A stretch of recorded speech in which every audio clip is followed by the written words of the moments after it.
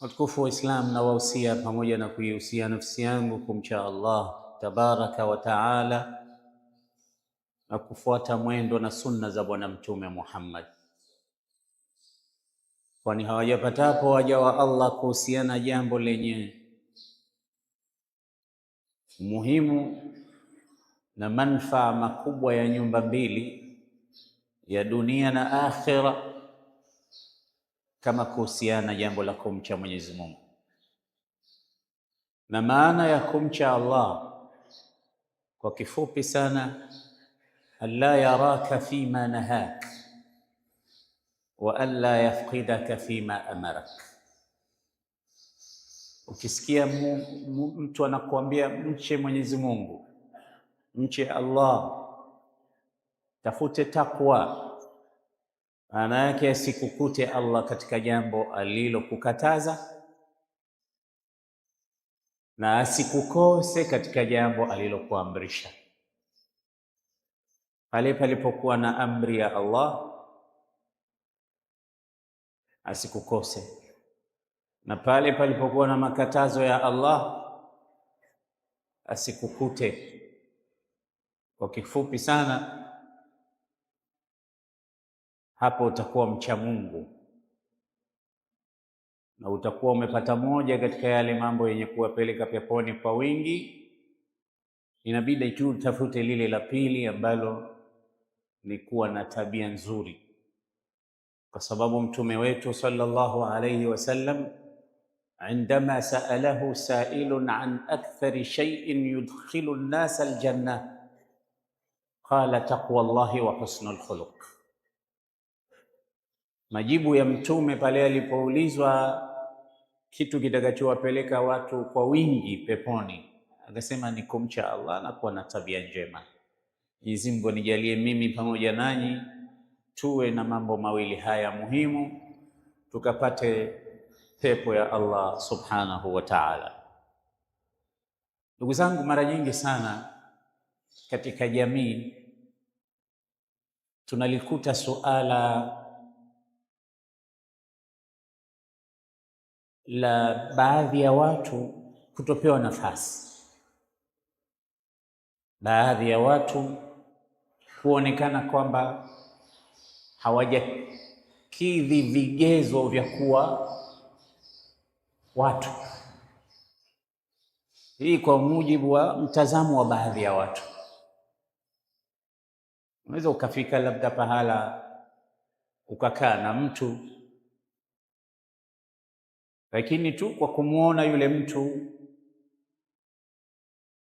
namna Mwenyezi Mungu alivyomuumba, appearance yake, nguo alizovaa, namna ya yule mtu, mazingira ya nguo na mavazi yake, basi tu wewe ukamkadiria kwamba huyu ni katika watu wajinga, mpuuzi fulani, au kwa kichache huyu ni mshamba. Wewe mwenyewe kwa mwenyewe ikawa unamweka yule mtu katika ngazi. Ziko ngazi zako za juu unawaweka unaowataka, lakini zipo ngazi zako za asfala safilin, chini ya walio chini, unawaweka unaowataka. Yaani una mizani yako wewe, unapimia nayo watu.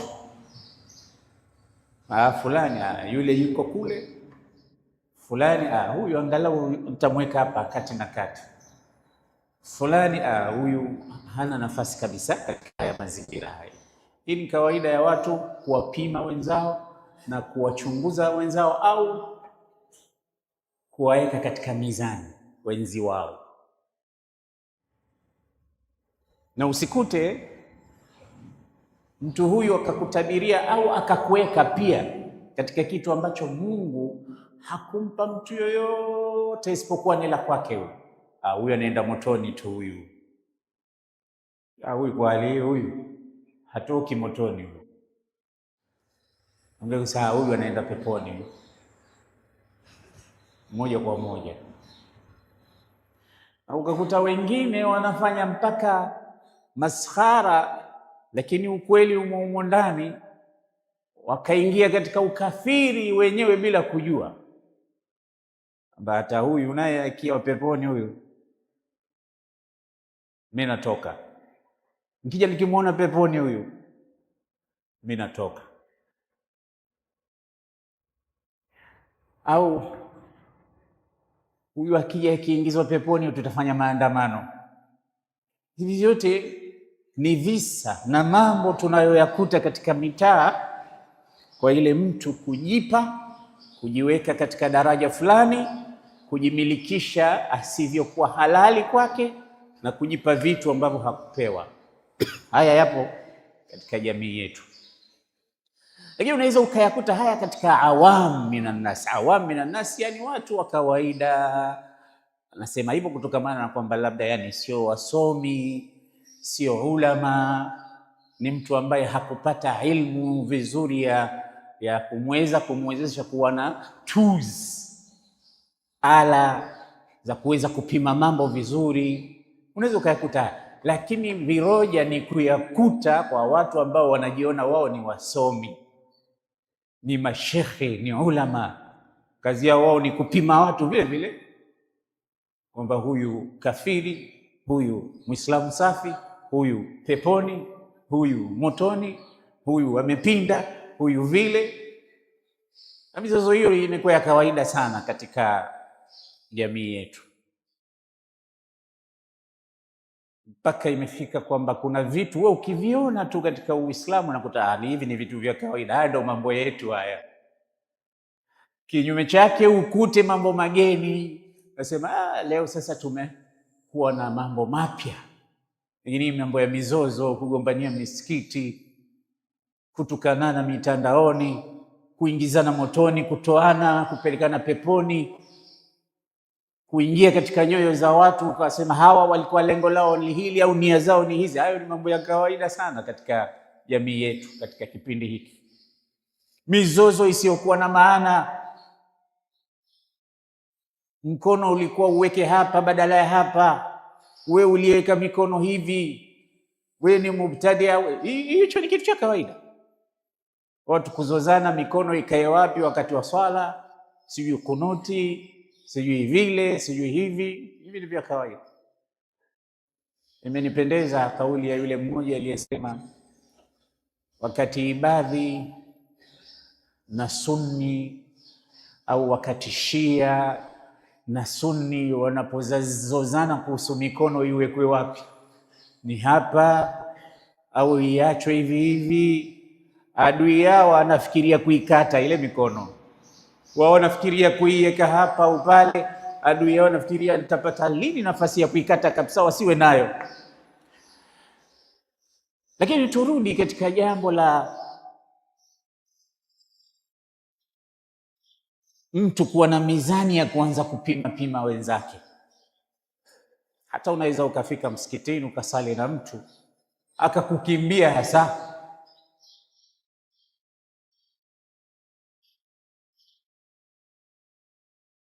ukaona kwamba mtu unaangalia imamu wako anayekusalisha, nasema huyu hawezi kumsalisha huyu,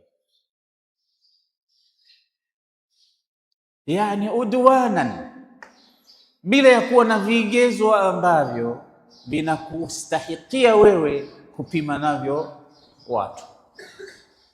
Au katika maisha ya kawaida,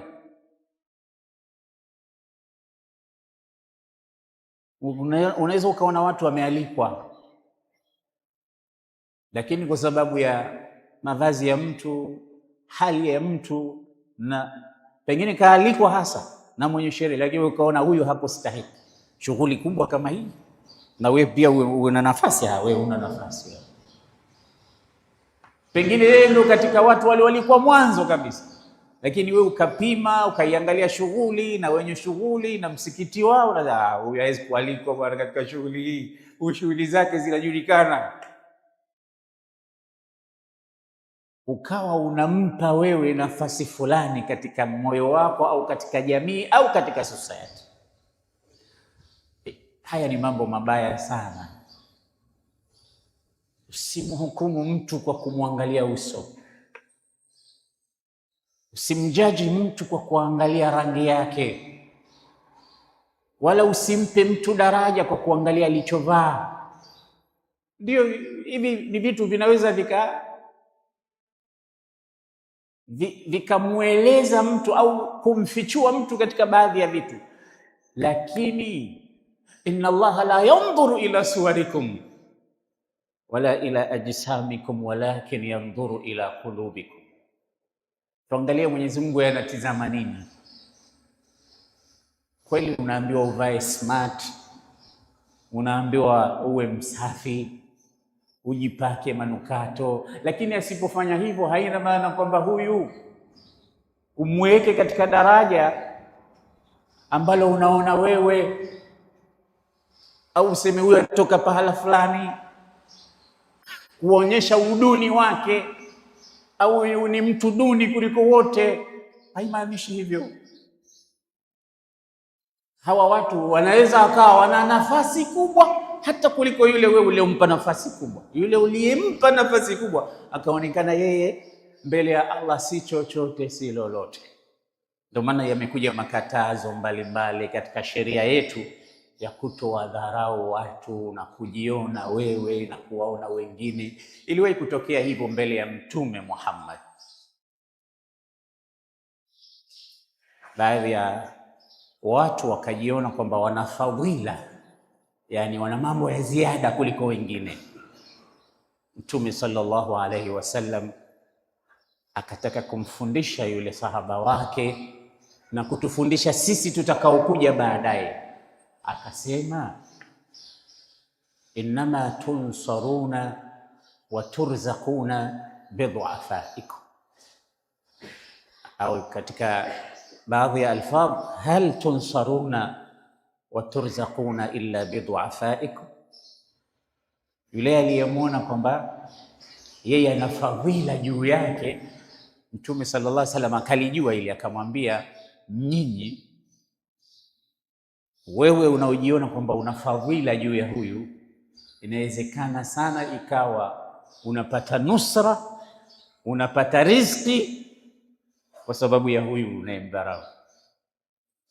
Huyu uliyemwona duni, ikawa ile nusra, ushindi unaoupata katika mambo, riziki unazozipata kwa wingi mpaka zikakufanya unajiona una fadhila juu yake, huenda ikawa sababu ni yeye.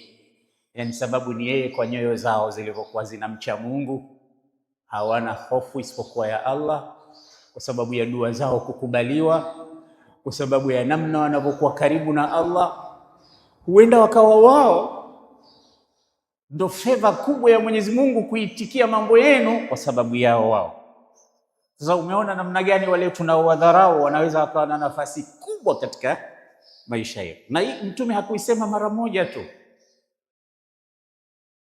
Katika hadithi nyingine Mtume sallallahu alaihi wasallam aliwaambia Waislamu, ituni bidhuafa, ibghuni adhuafa, yani nileteeni wale madhaifu. Kwa maana kwamba wale mnaowaona wanyonge, wale mnaona hawana nafasi, madhaifu wenu wale, huyu ni fukara, huyu ni maskini, huyu ni yatima, huyu hana pesa, huyu hana nyumba, huyu hana gari, huyu hana nguo nzuri, yani wanyonge wale unaona, sababu dhuafa, nileteeni wale madhaifu wenu, nileteeni, wasogee mbele. Akasema, innama turzaquna wa tunsaruna bidhuafaikum, hakika nyinyi wakati labda mnaenda kwenye vita, ushindi mnaupata kwa sababu ya hawa. Maisha yenu, pita zenu, kwenda mbio kwenu, riziki mnazipata kupitia hawa, kwa dua za hawa na maombi yao. Sasa msimdharau mtu, hata yule yuko nyumbani kwako. Kuna watu wengine wako kwako, wewe unakaa nao, mara nyingine unaweza ukawa unawasema, anakula bure tu, hana kazi yoyote.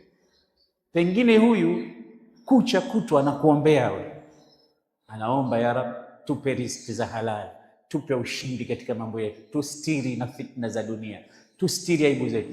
Dua zake hizi zinatakabaliwa, wewe unapenya, unakwenda vizuri katika life yako.